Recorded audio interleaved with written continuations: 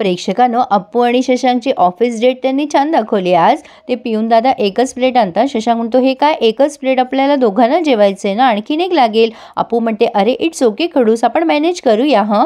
तेव्हा ते दादा गेल्यानंतर अप्पू म्हणते, अरे खडूस, आपण करूया ना एका प्लेटमध्ये मॅनेज. शशांक म्हणतो, हे बघ अपूर्वा, मला थोडंसंच जेवायचंय. अप्पू म्हणते, असं काय करतोयस, आपण तिघं जेवणार आहोत ना, त्या हिशोबाने वाढते रे. आता शशांक तिच्या जवळ येतो आणि म्हणतो, ए अपूर्वा थांब, उठू नकोस. पहिला घास मी तुम्हा दोघांना भरवणार. शशांक अगदी प्रेमाने अप्पूला जेवू घालतोय आणि अप्पू शशांकला. पण शशांक बिचारा नेत्राच्या भीतीखालीच आहे. तो सारखा मागे पाहतोय, पुढे पाहतोय, असं दाखवलंय. आता इकडे सुवाई अमेयला फोन करतात की अरे तू पोहोचलास का, डबा नीट घेतला का. अरे माईंना काळजी वाटत होती ना, म्हणून मी कॉल केला तुला. अरे बाबा मी नाही बडबडत आहे, तू बरं आहेस ना, एवढंच विचारायचं होतं मला. आता सुवाईंनी फोन ठेवलाय. माई विचारताय काय म्हणाला तो. सुवाई म्हणतात, अहो अमेय नाही पोहोचलाय ऑफिसमध्ये. माई म्हणतात, अगं बाई कुठे गेला मग तो. सुवाई म्हणतात, अहो माई तो ऑफिसच्याच कामाला बाहेर गेलाय, ते करून मग जाणार आहे तो ऑफिसला. मी त्याला काही सांगितलं नाहीये, उगी कुशाला त्याचं टेन्शन वाढू. माई म्हणतात, अगं तू त्यापेक्षा शशांकलाच फोन कर ना, अप्पू पोहोचली नसेल तर शशांक सावध तरी होईल. तेव्हा सुवाई म्हणतात, अहो पण अप्पू समोर असली तर काय बोलू मी शशांकला. माई म्हणतात, अगं अप्पू जर पोहोचली असेल शशांकच्या ऑफिसमध्ये आणि नेत्राला पाहिलं तर तिथे भूकंप नाही होणार का, त्या भूकंपाचे हादरे आपल्या घरात बसतील. अगं बाई सुवा, अप्पू पोहोचली नसेल ना तर ते संकट तरी टाळता येईल आपल्याला. सुवाई म्हणतात, खरंच माई करू फोन. माई म्हणतात, कर ग बाई. अप्पू शशांकला एक एक घास भरवत असते. शशांक मुद्दाम अप्पूला असा आडोसा बसलाय, म्हणजे तिने बाहेर नेत्राला बघू नये म्हणून. नेत्रा बाहेरच असते. आता जेवण झाल्यावर अप्पू म्हणते, मी आलेच. आता शशांक म्हणतो, अरे अशी कशी चालली आहेस तू. अप्पू म्हणते, अरे मला हात धुवायचा आहे ना. शशांक म्हणतो, अगं जेवणानंतर तुला डेझर्ट खावंसं वाटत असेल ना. अप्पू म्हणते, वाटतं तर खरं, पण आता डेझर्ट खायची इच्छा झाली आहे माझी, पण तुमच्या या इन्स्टिट्यूटमध्ये कुठून मिळणार मला डेझर्ट, कोण देणार आहे. आता शशांक म्हणतो, एवढंच ना, अगं तुला खायचं आहे ना, मी ऑर्डर करतो. आता शशांकनी 2 गुलाबजामुन मागवलेत फोनवर, म्हणजे 2 म्हणून नाही पण गुलाबजामुन मागवलेत. आता अप्पू खूप खुश होते आणि म्हणते, अरे वा, मला गुलाबजाम खायला मिळणार. शशांक म्हणतो, म्हणजे काय, तुला खायचं आहे ना तर मिळणारच. आता ती पुन्हा हात धुवायला उठत असते. तेव्हा शशांक म्हणतो, अरे थांब ना, जेवण होऊ दे ना तुझं. अप्पू म्हणते, अरे असा हात कुठे खरकटा ठेवू मी, बॅड मॅनर्स असतं ते. शशांक म्हणतो, अगं थांब ना, गुलाबजामुन आल्यानंतर हात धू. अगं तसंही ही भेट आपली ऑफिसची भेट थोड्या काळासाठी आहे ना, मग मला असा एक क्षण सुद्धा वाया नाही घालवायचा आहे ग अपूर्वा, थांब ना तू जरा इथे. अप्पू प्रेमाने त्याच्या जवळ जाते आणि म्हणते, खडूस, असं बोलणं, प्रेमाने वागणं इथे तुमच्या इन्स्टिट्यूटमध्ये बरं का, तुमच्या इन्स्टिट्यूटमध्ये आहात तुम्ही, झोनल हेड विसरू नका. शशांक म्हणतो, अरे सॉरी. अप्पू म्हणते, अरे किती वेळ असा हात ठेवू मी आता. शशांक म्हणतो, अरे थांब जरा, 2 मिनिटात येतील गुलाबजाम. आता इकडे माई म्हणतात, अगं सुवा, तू अजून फोन नाही केला का. सुवाई म्हणतात, माई मला असं वाटतंय, म्हणजे आपण उगाचच टेन्शन घेतोय, तिथे काही झालं असतं तर शशांकने कॉल केला असता ना आपल्याला. शशांकचा फोन आला नाहीये ना, त्या अर्थी तिकडे सगळं अलबेल असेल. माई माई म्हणतात, कशाला जरतरच्या गोष्टी करते सुवा, तू कर बाई फोन, आधी लवकर कर. आता सुवाई फोन लावतात आणि नेमकी अप्पू उचलते फोन, कारण शशांक हात धुवायला गेलेला असतो आणि तो जाता जाता म्हणतो, सुवाईचाच फोन आहे ना, तू उचल ना. आता सुवाई म्हणतात, अप्पू तू उचललास का फोन बाळा. अप्पू म्हणते, अगं सुवाई, तो हात धुवायला गेलाय, बोल ना तू कसं काय कॉल केलास. सुवाई म्हणते, अगं मला ॲक्च्युली तुझ्याशीच बोलायचं होतं, तिकडे नीट आहे ना बाळा सगळं. तेव्हा अप्पू म्हणते, ठीक आहे सगळं, इथे काय होणार आहे. आता माई म्हणतात, अगं सहज ग, तू रिक्षा करून गेली ना दुपारची, ऊन आहे बाहेर, व्यवस्थित गेलीस ना बाळा, पोहोचलीस ना, म्हणून कॉल केला होता आम्ही. अप्पू म्हणते, अरे वा, माई पण आहे का तिथे. तेव्हा सुवाई म्हणतात, अगं हो, आम्ही दोघी आहोत, आम्हाला असं विचारायचं होतं, तू रिकामा डब्बा दिलास ना शशांकला, तो रागवला तर नाही ना तुझ्यावर. अप्पू म्हणते, नाही ग सुवाई, तो नाही रागवला अजिबात, उलट आम्ही दोघांनी मिळून एकत्र छान लंच केलाय. आणि तुला माहिती आहे का, खडूसने गुलाबजाम पण ऑर्डर केलेत माझ्यासाठी, मी ते खाऊन लगेच घरी येते. सुवाई म्हणतात, लवकर ये बाळा, फार वेळ नको थांबूस, खाऊन झालं की लगेच निघ, तुला आराम करायचा आहे ना, लवकर ये घरी. माई पण म्हणतात, लवकर ये. तेव्हा अप्पू म्हणते, हो येते मी. तेव्हा या दोघींनी फोन ठेवलाय. सुवाई म्हणतात, माई काही हानी नाही झाली अजून. माई म्हणतात, हो, भूकंप पण नाही झाला बाई.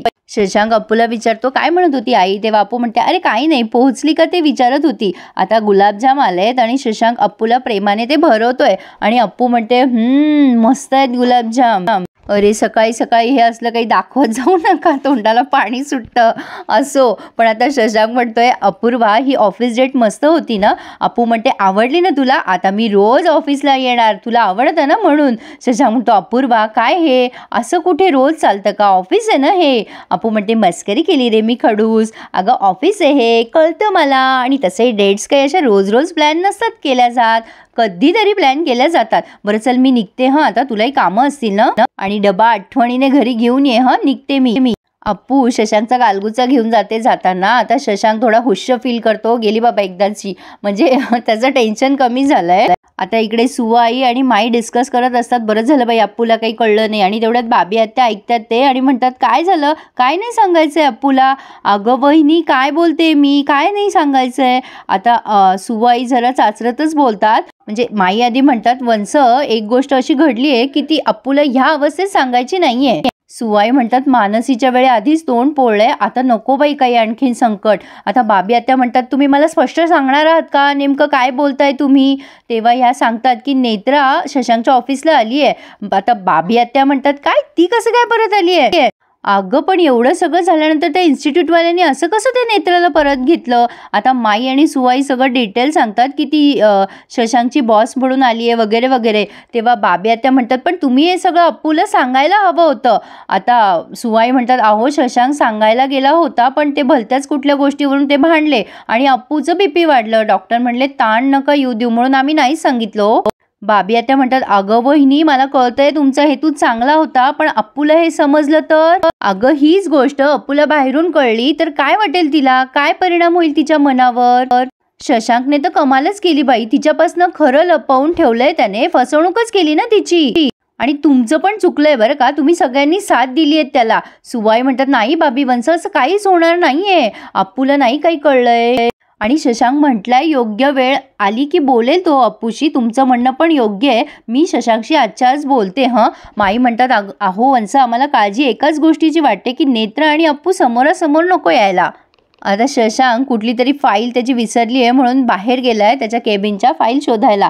आणि तेवढ्यात नेत्राचा कॉल आलाय शशांकला. आता तो फोन नेमका चुकून अप्पू शशांकचा फोन घेऊन येते आणि बॉस हे नंबर बघते ती त्याच्यावर नाव आणि म्हणते, अरे देवा मी खडूसचा फोन घेऊन आले वाटतं, त्याला द्यायला हवा, मी फोन उचलणं बरं नव्हे. असं म्हणून ती त्याच्या केबिनकडे परत गेली आहे. आता आज जाऊन बघते तर शशांक तिथे नसतो. आता पुन्हा ती बाहेर येते शशांकला शोधायला आणि तिला असं वाटतं की कदाचित तो बॉसच्या केबिनमध्ये असावा, म्हणून आता ती विचारपूस करते की बॉसचं केबिन कुठे आहे तुमच्या. आणि ती बाई सांगते की तिकडे आहे म्हणून. आता नेत्रा असते केबिनमध्ये आणि ही नेमकी त्या केबिनच्या आत जाते आणि तिला बघते. समोरासमोर येतात दोघी जणी. नेत्रा म्हणते, तू इथे काय करतेयस. आता अप्पू म्हणते, हा प्रश्न मी तुला विचारायला हवा ना नेत्राताई, तू इथे काय करतेयस. मग नेत्रा तिला डायरेक्टली सांगते की मी या इन्स्टिट्यूटची CEO आहे, मी शशांकची बॉस आहे. तेव्हा अप्पू म्हणते, काय हे कसं शक्य आहे.